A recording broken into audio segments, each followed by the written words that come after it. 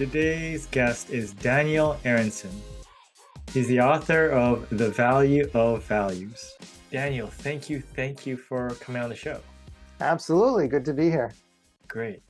It's always good to talk to someone that has experience in sustainability at all different levels. So I'm excited to dig in with your background.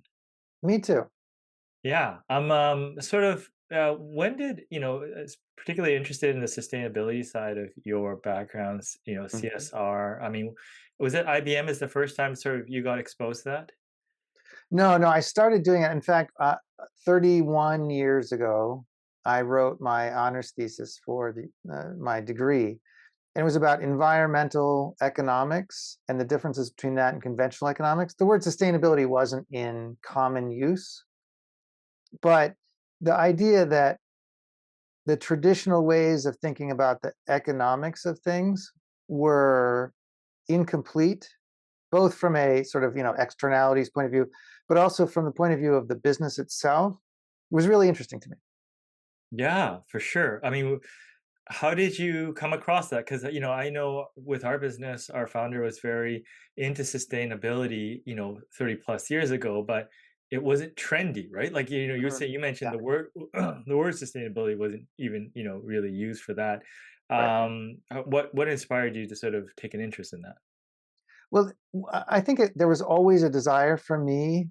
There's a sort of a saying that you should figure out how you can improve the world. There's a couple thousand years ago, the saying began that it's not up to you to fix the world, but you have to contribute to that. And I think that responsibility became, I was conscious of that responsibility even back in the time. And what ended up happening was that, yeah, people didn't talk about sustainability, but there was, waste, energy, pollution, that kind of thing. And one of the things that became apparent to me, there was a book published called The Ecology of Commerce by Paul Hawken. And he talked about how in nature, waste from one organism becomes food for another. So, plants give off oxygen as their waste. We give off carbon dioxide as our the waste from our breathing, and those are both food for the other one, right? And businesses could do that too. And in fact, not doing that was making them less profitable and making them less good for the world. That was kind of the genesis of this kernel of something that grew over time. Yeah, I always love it when the economic and the environmental incentives are aligned, right? It really helps with adoption, I guess. Yeah, and there was an example in there of like one company produces steam as an outcome of their production process, and another company needed steam to warm up the water that they were using. And by putting those two things together, they both ended up better off, right? The company that produced the steam could get paid for it instead of just throwing it away. And the company that needed the steam could get some at a lower cost, and then the world was better off. And over many years, what I found is that that happens a lot more inside companies. Getting it between companies turns out to be a bit of a challenge, but inside companies, you can do this, and then it's better for the company's profit as well as for sustainability. And that's kind of the focus that I've had since then. Yeah. I mean, what do you why do you think there's a challenge between companies? The the biggest reason is that organizational complexity is a much bigger deal than technical complexity. Hmm. Some years ago, a fellow named Art Schneiderman, who was a very well known at the time total quality management consultant, he looked over, I think it was 1,000 different projects in different organizations, and discovered that there are repeatable half-lives for improvement. That is, to improve from 100 defects to 50 takes the same amount of time as to go from 50 to 25 in the same organization, in the same situation. It varies from organization. Some are better at this and some are worse. But one of the things he did that was really interesting was he built a chart analyzing how this works. And basically, there are two dimensions. One dimension is the technical complexity. Like if you think about making a machine that's that much more precise, like making a nanometer process for making computer chips, right? If you're down to 3 nanometers, then that's a technically complicated challenge, right? How do you do X-ray lithography and whatever and everything else? But then there's organizational challenges, which are like getting sales, marketing, and manufacturing to cooperate. And then there are the challenges of cooperating across organizations. And it turns out, after looking at hundreds of these different projects, that organizational complexity was many times longer to deal with than technical complexity. Mm. So between different companies, I mean, the priority for most of these leaders is trying to get the internal organizational stuff to work.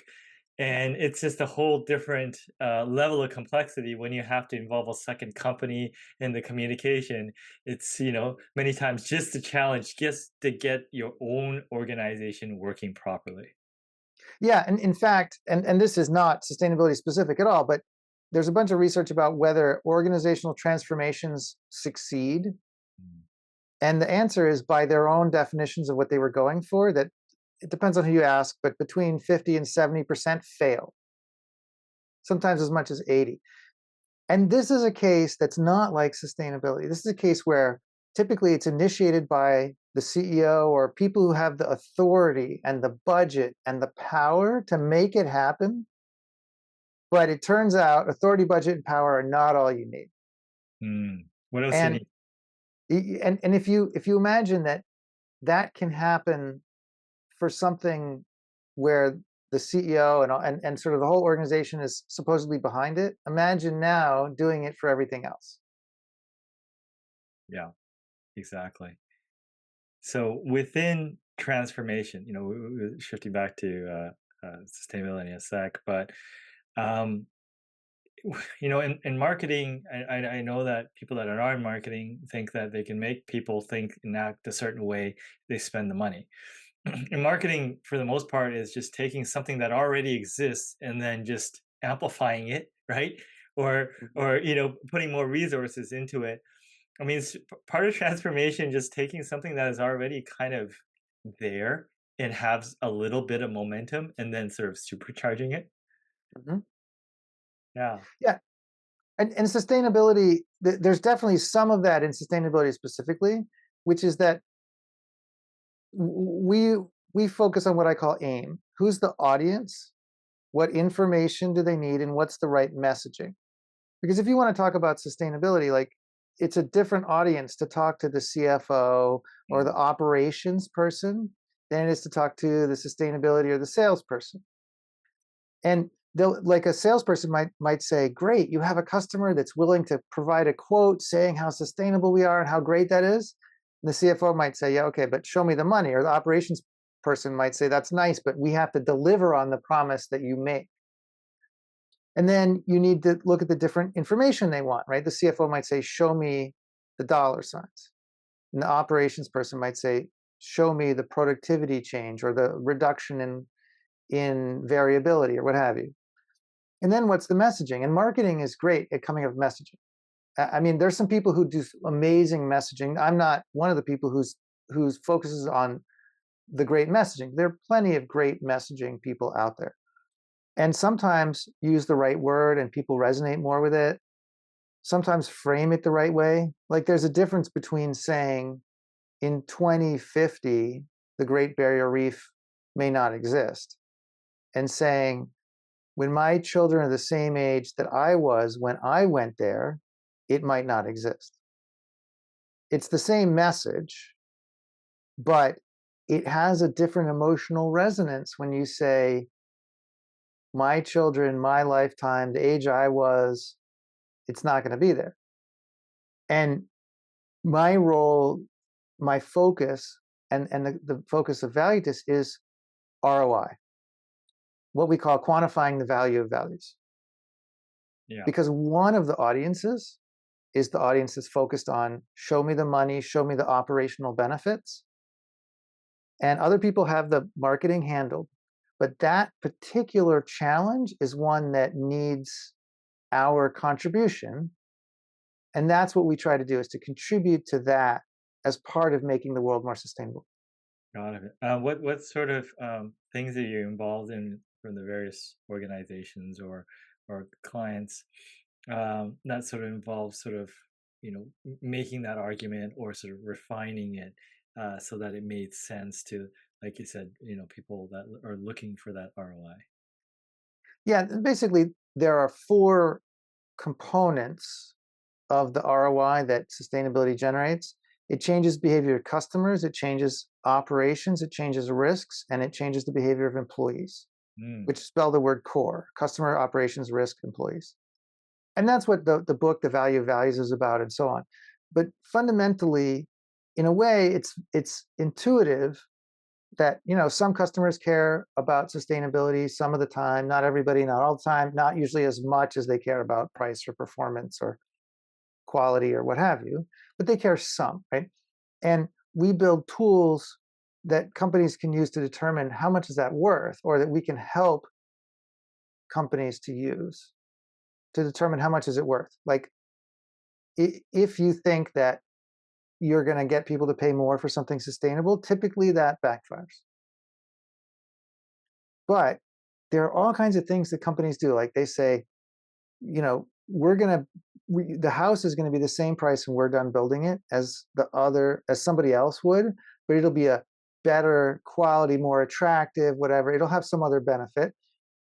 And then if somebody chooses you, then it's worth spending the money to make it better, more attractive, higher quality, whatever, because you get the profit of that, and you get to gain share, and you get all the benefits of winning the business. The same is true for sustainability. And then there are operations, risk, employee benefits also. The key thing is that most of them are what I call submerged. Would an example be helpful? Yeah, absolutely. So here's an example from IBM. Now, IBM had a micro a microchip factory for decades, and at one point they said, you know what, we want to reduce the water usage in the factory. Now, if you think about microchip manufacturing, very competitive, right? Very, very competitive. And therefore, people are always trying to make their facility more efficient, lower cost, improve production, all that, right? But what was interesting is they said, okay, we're going to try to reduce water usage. And they figured out how to do that. They saved 29% of water, which was worth about $750,000 a year in water bills. But when they were doing that, they realized something. Hey, the water comes in here cold, and we heat it up and use it for this. And this water is warm because it goes through the production process, and we cool it off to use it for cooling. Why don't we just move this pipe here and do that? And why don't we change the flow, the process flow, and so on?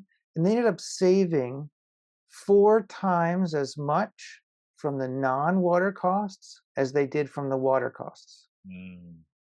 And in this case, the value was literally submerged, right? But conceptually, this happens a lot, that people think the value of being sustainable is whatever. And in fact, what we typically find is between 4 and 10 times as much as they think. Mm. Yeah.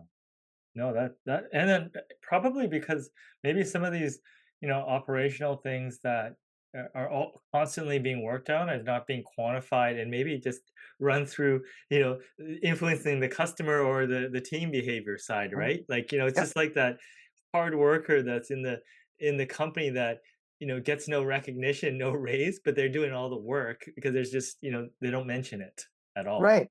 Right. And sometimes it's obvious that these things matter. Like, I used to do real estate thought leadership for one of the big four at the time, big five companies.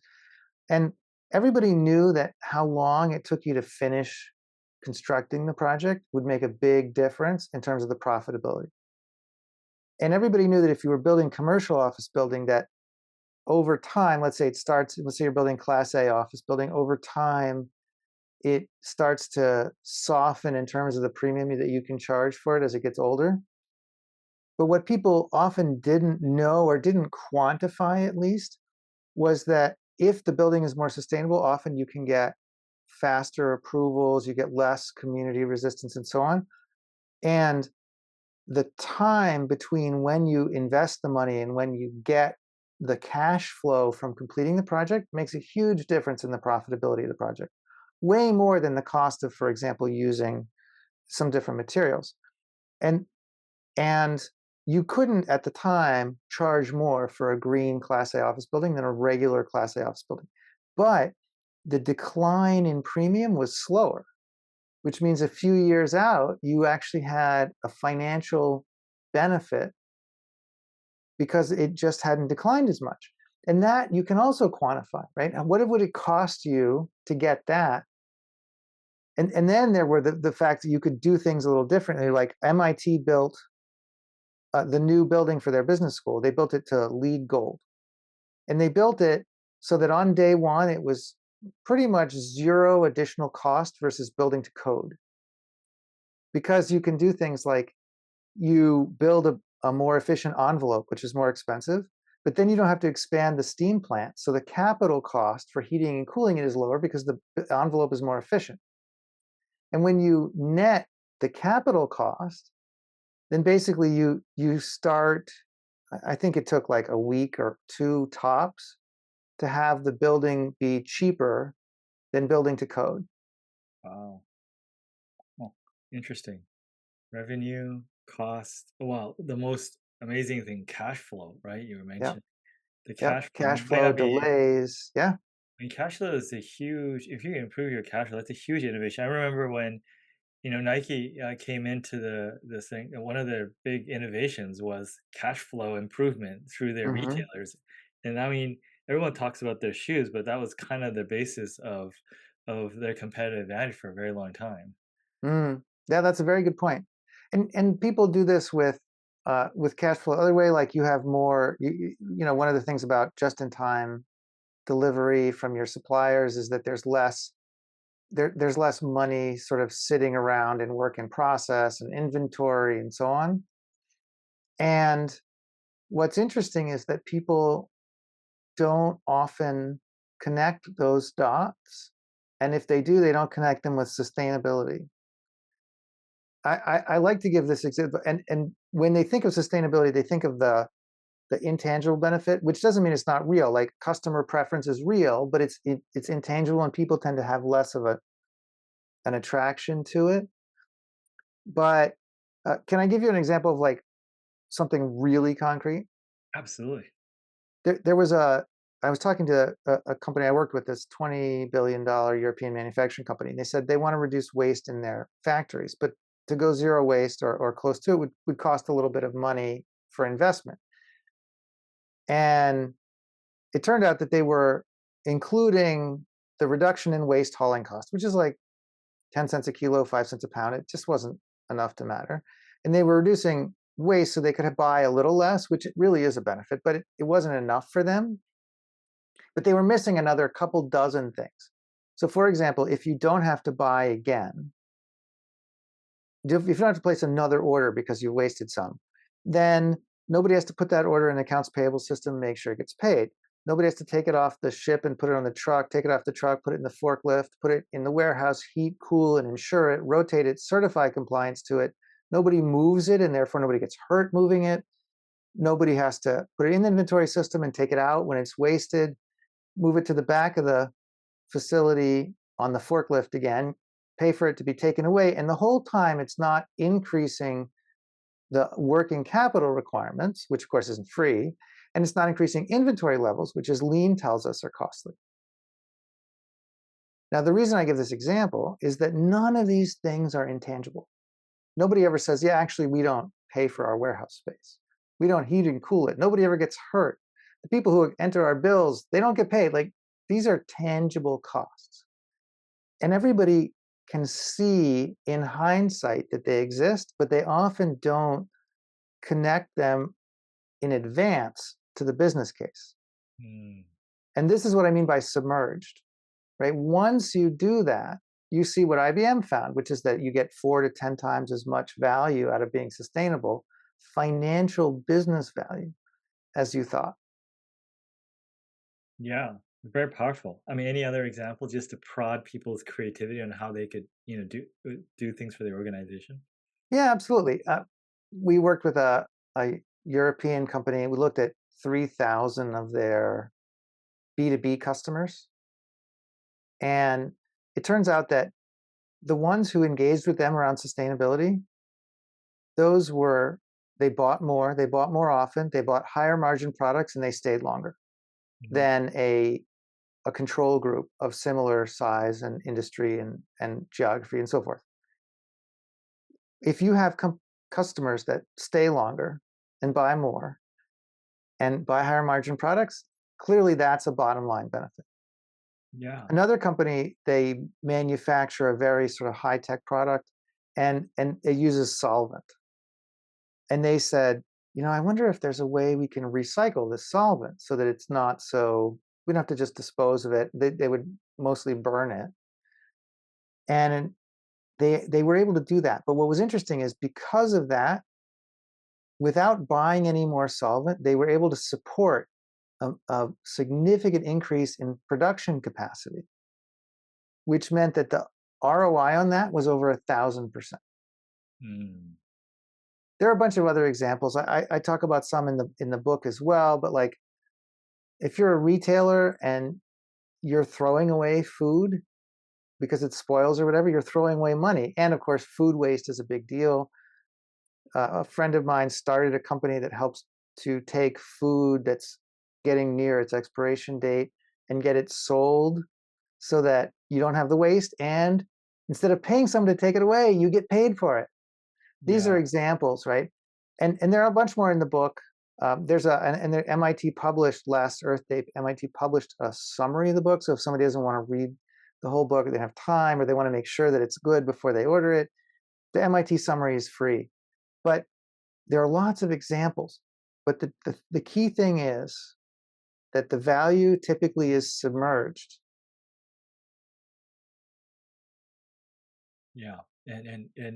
That's great. That's, so the thing is, any company can look at any activity, from that lens and sort of saying, hey, if we do this and it's sustainable, is there any other departments that it could impact positively, right? Mhm. That's a great way of thinking about it because I think, you know, so much of it is, oh, look, a sustainable material or this, but it costs more and it doesn't Mhm. work as well, right? It's so used Right. to that speech, but now looking at it more from you're talking about sort of operations or some of these other things that are not as obvious, um, is a great way of looking at it. Yeah, and there are three parts to that. One is to look for the submerged benefits, which means looking at the system overall. And another part is different techniques work differently.